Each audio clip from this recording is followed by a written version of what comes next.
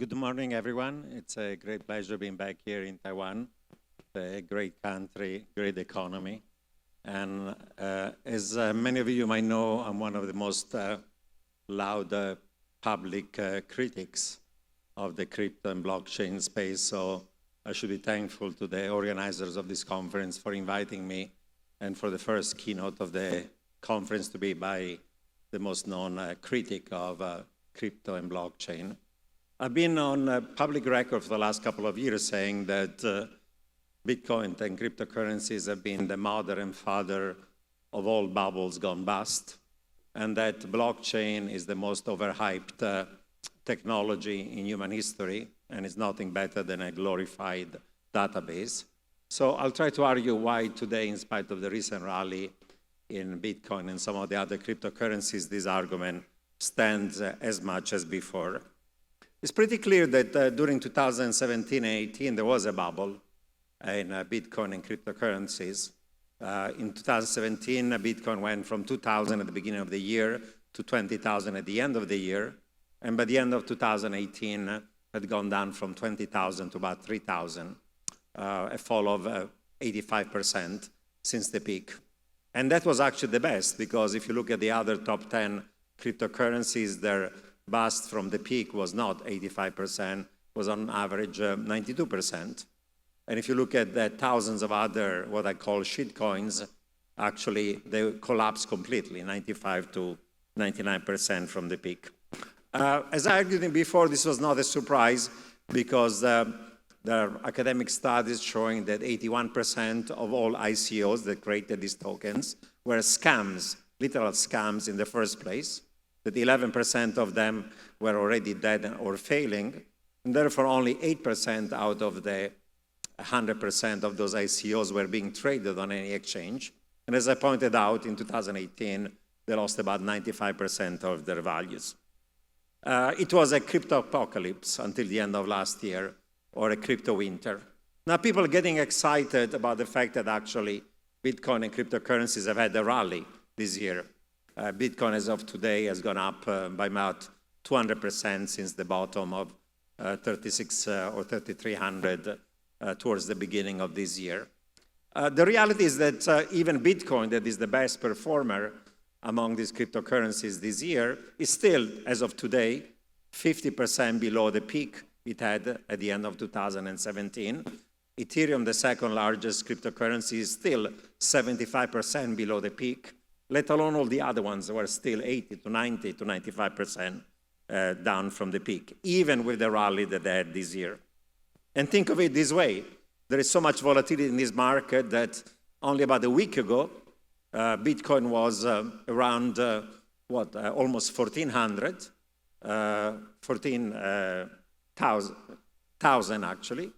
And as of today, is down to something like 10,000. So it's lost almost a third of the value of its value in a matter of what? Of a week, since June 27. So there is massive volatility. Now, what was the rally this year due to? Was not due to any fundamental change. Nothing has happened. Was not even Facebook Libra. It was announced only in the last few days what the rally occurred before. There is not more institutional investors or retail investors in this market. The Google searches for Bitcoin and other currencies are not the same FOMO, fear of missing out, that you saw during the second half of 2017. So what's driving it?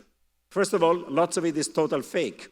There is a recent study suggesting that 95% of the recorded trades on Bitcoin and other cryptocurrencies are totally fake, totally made up altogether.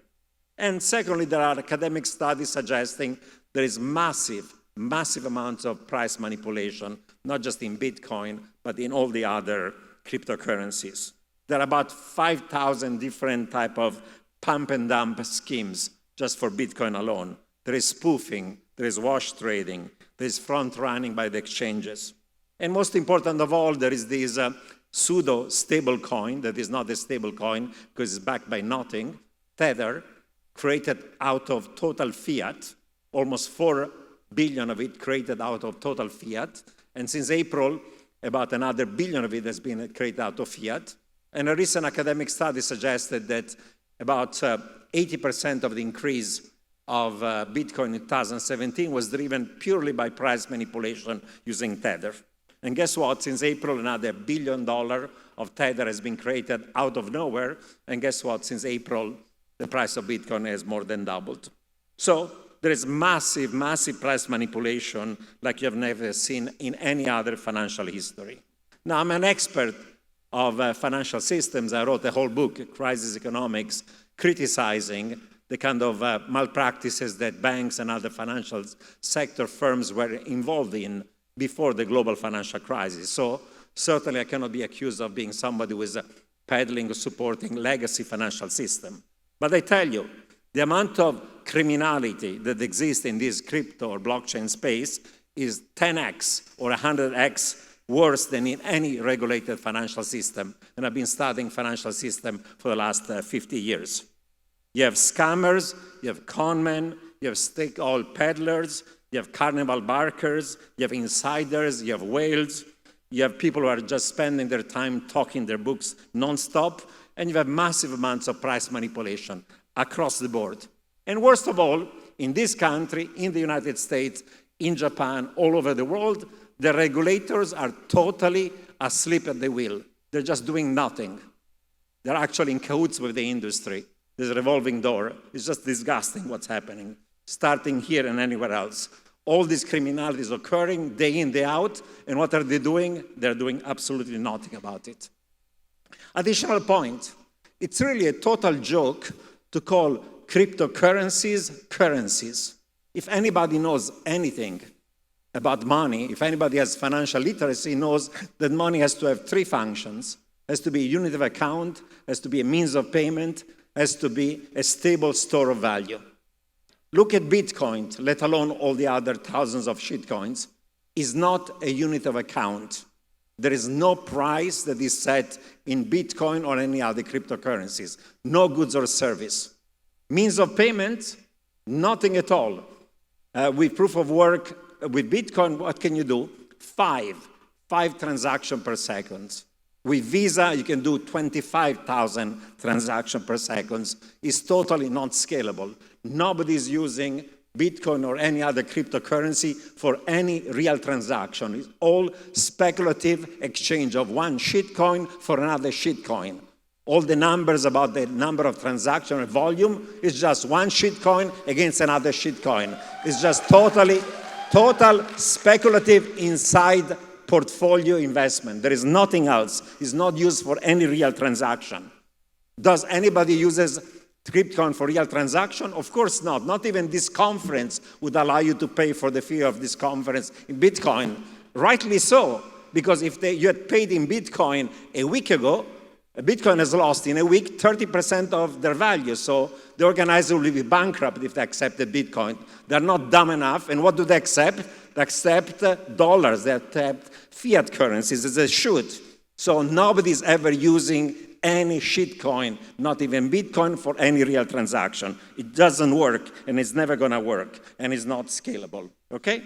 So this is the world we're in. So using the term cryptocurrencies, it makes no sense. It's not a unit of account, it's not a means of payment, and it's not a stable store of value over either wealth or goods and services. When something loses its value, like Bitcoin did in the last week by 30%, why would any merchant want to accept Bitcoin for payments where the entire profit margin can disappear in a matter of hours, if not of days? There is a fintech revolution in the world, and has nothing to do with blockchain, has nothing to do with crypto. It has to do with AI, big data, and Internet of Things. It's revolutionizing payment system, credit allocation, asset allocation, insurance. It's Alipay and WeChat Pay in China. Is UPI-based digital payment system in India, is M-Pesa in Kenya, is PayPal or Venmo in the United States. Billions of people every day use digital money for doing billions of transactions as opposed to 5 transactions per second in the case of Bitcoin. So there is a revolution in fintech. It has nothing to do with Bitcoin, nothing to do with crypto, nothing to do with blockchain. The guru of Ethereum, the one who founded it, Vitalik Buterin, made one important point. He spoke about the inconsistent trinity. He said, In crypto or blockchain, you cannot have at the same time three things. You cannot have a system that is scalable, a system that is decentralized, and a system that is secure. Traditional financial system and banking system, we know, are centralized, and I'm all in favor of centralization because you have reputable institutions who have been forever around, who do transactions and deal with it with a centralized way. But by being centralized, they're scalable. You can do billions of transactions per day, and they're secure. If I lose my credit card, I call in 5 seconds, they block it, and I get my money back. Yes, I pay a small fee for that. Same thing for my bank account. So it's safe, it's secure, it's centralized, and it's scalable. Look at the crypto or blockchain space. It's not scalable. Proof of work, 5 transactions per second. People say, with proof of stake, we're going to have scalability. It's a joke. They've been talking about proof of stake since when? 2013. It's nowhere to be seen. And once there's going to be proof of stake, it's going to be even more centralized, even more oligopolistic than proof of work. By definition, who has more stake has more vote. So it's not going to be decentralized. So scalability is going to come, if it ever comes, with massive centralization. And it's a system that is not secure. You lose your private key, your money is gone forever. You have a crypto robbery, your money is gone forever. 51% attacks. The only way in which you're safe, if it's put your money in cold storage, is like having gold in a cave, like the Stone Age people. And then you have to put on a piece of paper your private key and hide it and hope that some rats is not going to eat it up. This is Stone Age technology, literally Stone Age technology. It's pathetic. And they say this is digital revolution. It's totally nonsense. It's going back to the Stone Age when it comes to financial system. That's what it is, okay? And it's not decentralized. There is this myth of decentralization. We're going to bust central banks, financial system, corporations that are all centralized. That's a joke. It's the most centralized system in the world, the crypto and blockchain one. There's massive centralization of miners. 80% of all Bitcoin mining is done by what? 4 miners that are where? In China, in Russia, and Belarus. Nice democracies where there is rule of law, right? 99% of all trading occurs on centralized exchanges, centralized, they've been hacked every other day.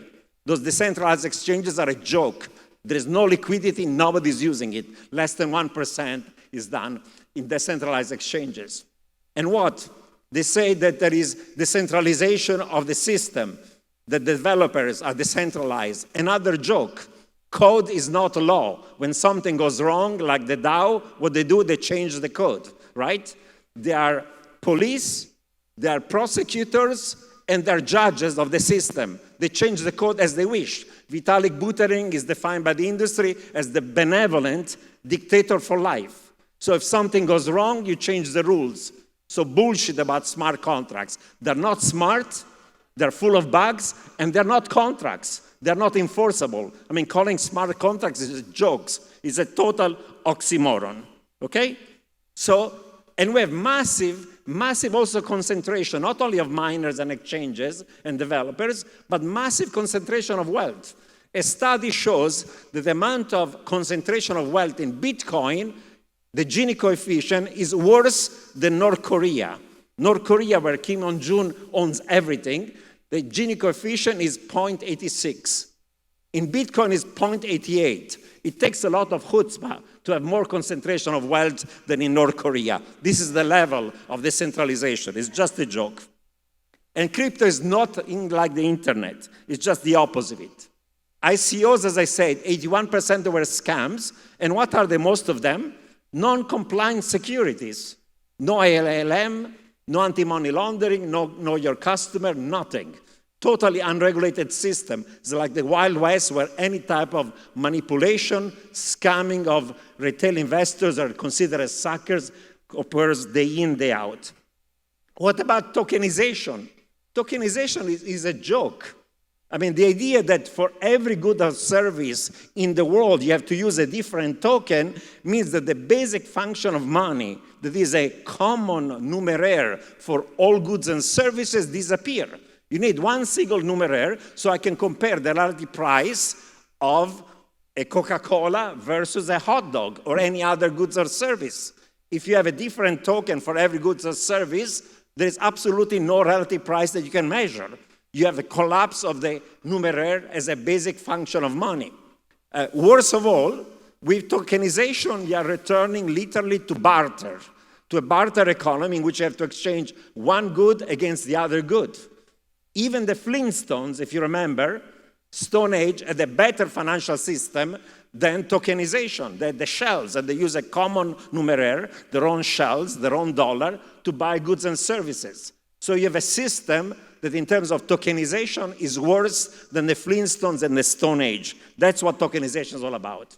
And after a decade of trying everything, using the most sophisticated technology, what are the killer apps in this space?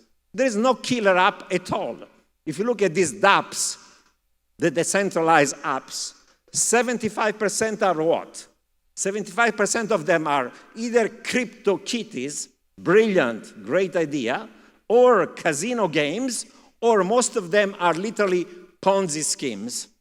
And the remaining 25% of these dApps are what? These DEXs, decentralized exchanges, that absolutely nobody uses. There are hundreds of them, no liquidity, no transaction, total disaster, total failure. Now, since crypto has become a total massacre, is a disaster, nobody's using it, it's manipulated, it's just a scam, criminal activity, people now say, well, crypto is maybe not so good, but the future is in blockchain. Decentralized blockchain, DLT, technologies, corporate blockchain.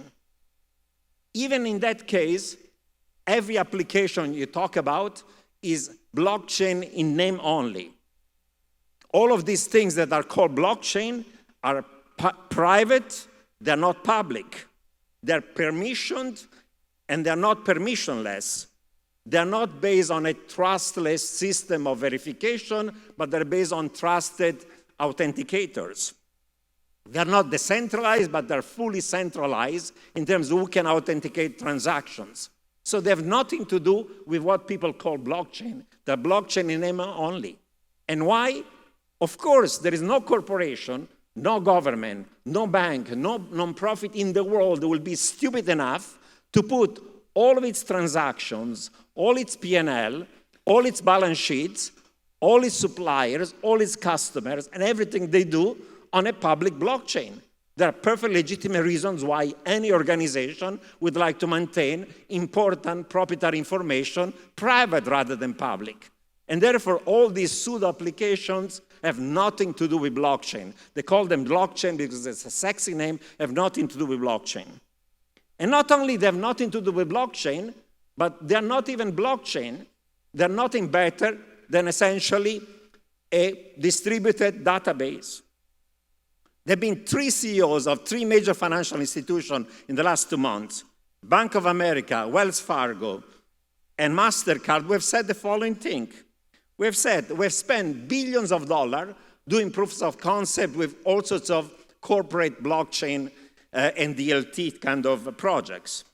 We have dozens, if not hundreds, of patents on these types of blockchain tools. And guess what? After having tried, and after all the patents, after billions of dollars, we don't find a single application that's useful that saves us a penny compared to traditional financial system. We tried them all, none of them works. And therefore, we are absolutely negative about blockchain. What about banking the unbanked? The rhetoric, we're gonna bank the unbanks, get people out of poverty.